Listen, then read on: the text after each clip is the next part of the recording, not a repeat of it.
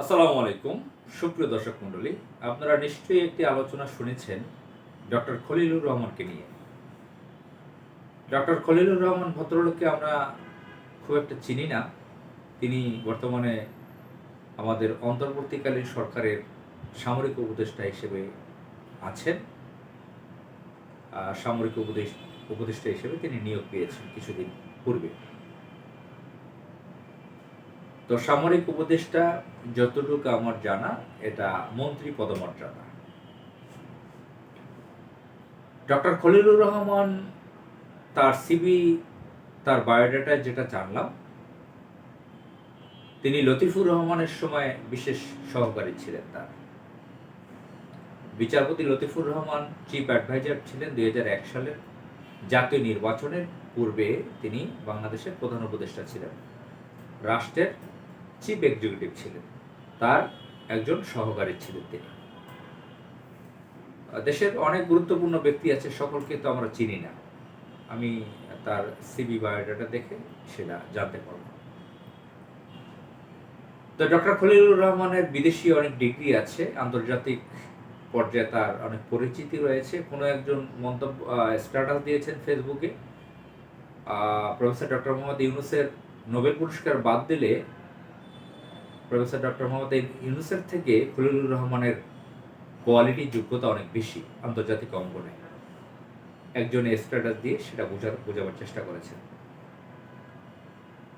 এবং বুঝাতে চেয়েছেন বাংলাদেশে এ পর্যন্ত যত উপদেষ্টা নিয়োগ পেয়েছেন, সবচেয়ে সর্বোচ্চ যোগ্যতার হাই কোয়ালিফাইড হচ্ছে ডক্টর খলিলুর রহমান।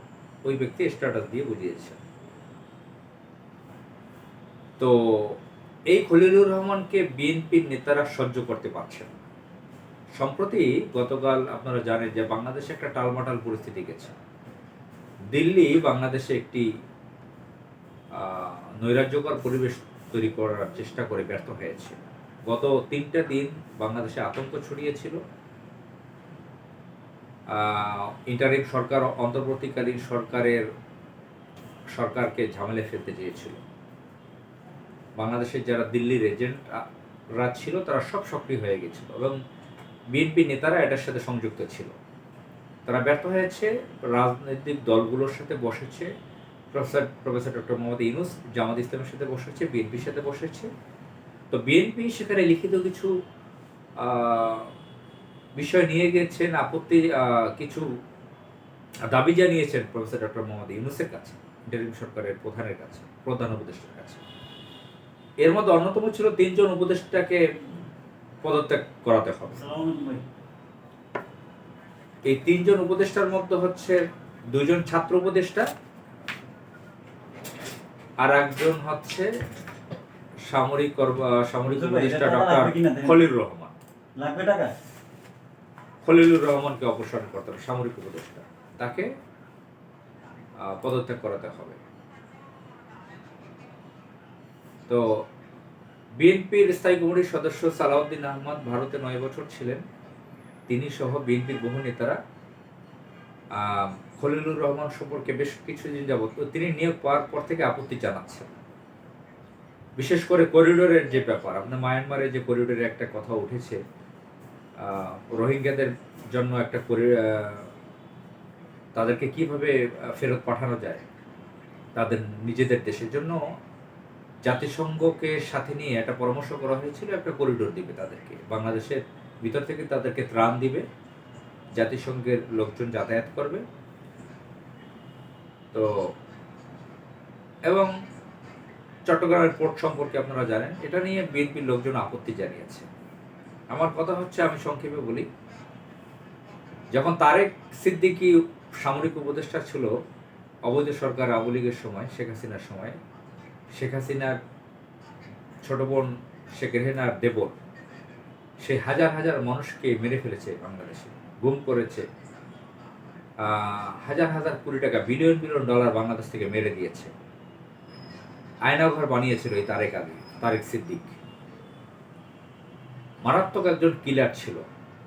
এই আয়নাঘর আর কত ঘর তৈরি করেছে, হাজার হাজার মানুষকে গুম করেছে, শেষ করে দিয়েছে এবং পুরো বাংলাদেশকে ভারতের হাতে তুলে দেওয়া হয়েছিল। ট্রান্সক্রিপশন করিডোর কোনটা বলবেন? ট্রান্সশিপমেন্ট করিডোর, ট্রানজিট কোনটা বল? পুরো বাংলাদেশকেই তো দেওয়া হয়েছিল ভারতের কাছে 17.5 বছর। তখন এই বিএনপি নেতারা কি আপত্তি করেছিলেন যে তারেক সিদ্দিকীর মতন লোককে সামরিক উপদেষ্টা রাখা যাবে না? একবারও কি তারেক সিদ্দিকীর নাম উচ্চারণ করে বলেছে বিএনপি নেতারা? এবং এই যে জেনারেলরা এখন সামরিক কর্মকর্তারা ওয়াকার বলতেছে, বিএনপি নেতারাও বলতেছে। আমরা যতটুকু জানতে পারছি যে খলিলুর রহমান হচ্ছে এই যে ভারতের সাথে যে একটা আলগা প্রেম বাংলাদেশ সরকারের ছিল, একচেটিয়াভাবে বাংলাদেশ সে ভারত থেকে কেনাকাটি করা, এগুলো বন্ধ করতে যাচ্ছে খলিলুর রহমান। এর জন্য খলিলুর রহমানের উপর ক্ষিপ্ত হয়েছে। তো যাই হোক, আমরা বুঝতে পেরেছি তারা কি চাচ্ছে। পাবলিক পারসেপশন খলিলুর রহমানের পক্ষে। আমরা বুঝতে পেরেছি তারা দিল্লির দাসত্বের মধ্যেই এখনো ডুবে আছে। এদেরকে বাংলাদেশ থেকে বিতাড়িত করা আমাদের জন্য একটি দায়িত্ব। এই চিহ্নিত শত্রুদেরকে আমাদেরকে চিনতে হবে। আসসালামু আলাইকুম।